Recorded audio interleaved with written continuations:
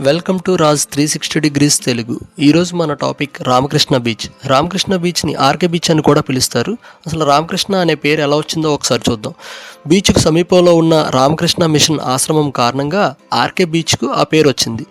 రామకృష్ణ మఠం మరియు రామకృష్ణ మిషన్ ప్రపంచవ్యాప్తంగా ఒక దశాబ్దానికి పైగా వివిధ రకాల మానవతా సామాజిక సేవా కార్యక్రమాల్లో నిమగ్నమై ఉన్న రాజకీయేతర సెక్టారియన్ ఆధ్యాత్మిక సంస్థలు అన్నమాట.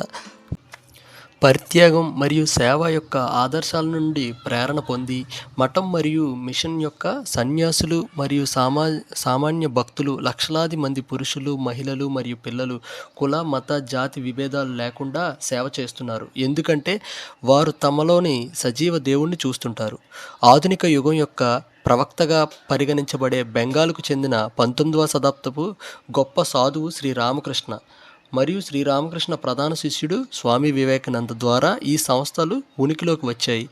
మీరు ఇక్కడ ఒక పాయింట్ నోట్ చేశారా? శ్రీరామకృష్ణ ప్రధాన శిష్యుడు the great Swami Vivekananda. Beach పక్కనే ఉన్న ఈ ఆశ్రమం గురించి తెలుసుకోండి, వీలైతే విజిట్ చేయండి. ఇక్కడ ఆశ్రమంతో పాటు temple, Ramakrishna mission high school, library, exhibition, book stall, Maa Sarada clinic and learning centre for children, Viveka institute of excellence, Vivekananda Bala Vikas మరెన్నో ఉన్నాయి. ఆర్కే బీచ్కి ఆ పేరు ఎలా వచ్చిందో మనం తెలుసుకున్నాం. ఇప్పుడు ఆ ఆర్కే బీచ్ గురించి అయితే మరెన్నో ఆసక్తికర విషయాలు తెలుసుకుందాం.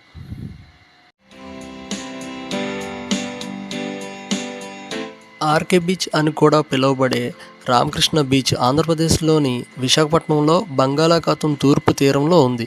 సిటీకి ఆనుకొనైతే ఈ బీచ్ ఉంటుంది. ఈ బీచ్ లెంత్ మనకి 3.6 km, అరౌండ్ 4 km అనుకోండి. 4 km లెంత్లో ఇంత పెద్ద బీచ్, అది సిటీకి ఆనుకొని ఉంటుంది కనుక ఇక్కడ ఎప్పుడు ఆంధ్రప్రదేశ్లోని బిజీగా ఉన్న బీచ్లో నెంబర్ 1 బీచ్ ఈ బీచ్ని కన్సిడర్ చేయొచ్చు మీరు. ఇది డాల్ఫిన్ నోస్కి దగ్గరగా లొకేట్ అయి ఉంటుంది. మనకి డాల్ఫిన్ నోస్ అని ఎందుకంటారంటే విశాఖపట్నంలోని యారాడ, గంగవరం వాడరేవుల మధ్య డాల్ఫిన్ నోస్ కొండ ఉంది. ఈ కొండ డాల్ఫిన్ నోస్ ముక్కుని పోలి ఉంటుంది, అందుకని దీనికి డాల్ఫిన్ నోస్ అని నార్మల్గా పేరు కూడా పెట్టారు. దీనికి నియర్గా మనకి ఈ బీచ్ అయితే ఆనుకొని ఉంటుంది.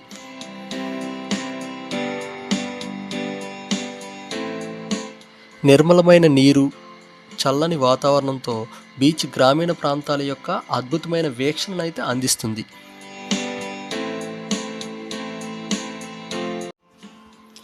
ఈ బీచ్ నుండి సూర్యాస్తమయం దృశ్యం నిజంగా మంత్రముగ్ధులను చేస్తుంది. రామకృష్ణ బీచ్ పర్యాటకులకే కాకుండా స్థానికులకు కూడా ప్రసిద్ధి. సాయంత్రం సమయంలో ఈ బీచ్ ఇసుకలో సరదాగా గడిపే వ్యక్తులతో రద్దీగా ఉంటుంది. ఈత కొట్టడం, సన్బాత్ చేయడం, సర్ఫింగ్ చేయడం మరియు బీచ్ వాలీబాల్ ఆడడం వంటివి ఇక్కడ చూడవచ్చు కామన్గా.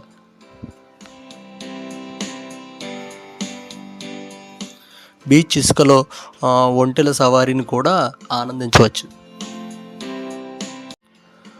ఒడ్డుకు ఒకవైపున అనేక పడవలు మరియు ఓడలు ఉన్నాయి. మత్స్యకారులు ఏర్పాటు చేసిన సాంప్రదాయ షిప్పింగ్ బోట్లో ప్రయాణించవచ్చు లేదా సూర్యాస్తమయం యొక్క అద్భుతమైన దృశ్యాన్ని ఆహ్వాదించడానికి సరదాగా జల ప్రయాణం కూడా చేయొచ్చు. మిమ్మల్ని విలాసపరచడానికి బీచ్ చుట్టూ అనేక రోడ్ సైడ్ రెస్టారెంట్లు ఉన్నాయి. ఇవి ప్రతి ఒక్కరూ ఖచ్చితంగా ప్రయత్నించవలసిన ఉత్తమమైన సముద్రపు ఆహారాన్ని అందిస్తాయి.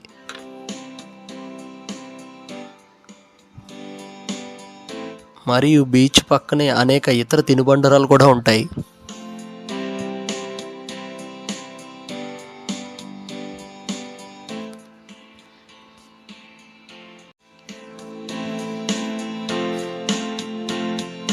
మనకి పామ్ చెట్ల మధ్య కూర్చొని బీచ్ వ్యూని ఎంజాయ్ అయితే చేయొచ్చు. ఈ వ్యూ చాలా బాగుంటుంది మీకు.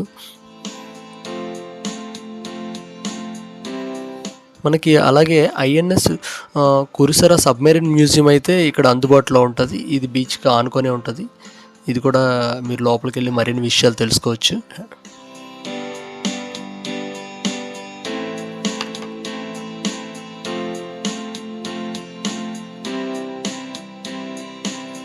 అలాగే రోడ్డుకి ఈ రెండు ఆపోజిట్ ఉంటాయి అన్నమాట. రోడ్డుకి బీచ్ వైపు మనకి సబ్మెరీన్ మ్యూజియం ఉంటుంది.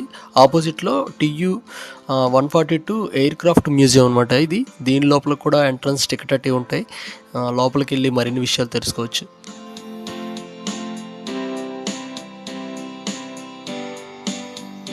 ఇది మనకి ఎంట్రన్స్ నుండి వ్యూ పాయింట్ అనమాట. దీని అంటే ఆ నోటీస్ పైన లెటర్ చూసారు కదా, దీని లోపల మనకి ఆ ఎయిర్ క్రాఫ్ట్ అయితే ఉంటుంది.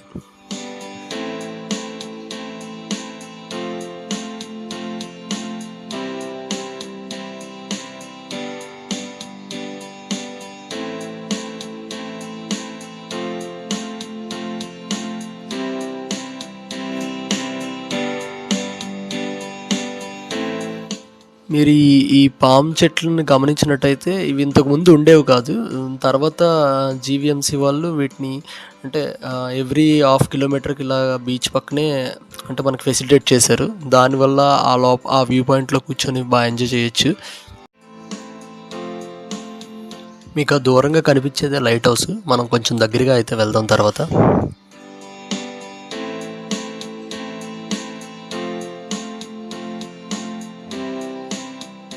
మనకి ఇది లైట్ హౌస్ ఎంట్రన్స్ అనమాట.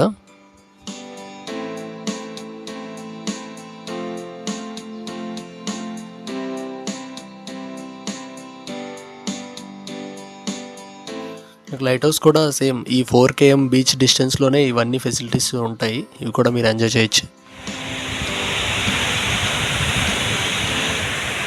నేను చెప్పాను కదా, నైట్ వ్యూలో ఈ పామ్ బీచ్ దగ్గర ఐ మీన్ ఈ పామ్ చెట్ల కింద కూర్చొని ఆ వ్యూని బాగా ఎంజాయ్ చేయొచ్చు. మీరు ఇదైతే ఒక చిన్న క్లిప్ దానికోసం.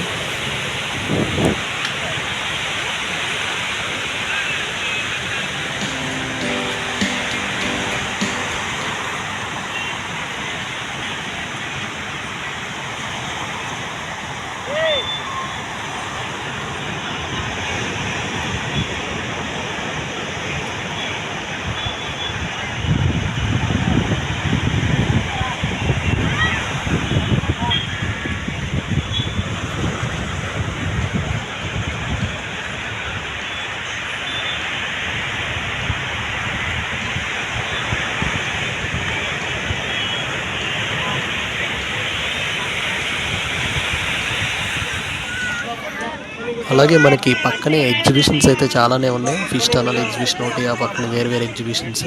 మీరు వాటిలో కూడా పిల్లలతో వెళ్ళి అలాగా స్పెండ్ చేసి రావచ్చు, బాగుంటుంది.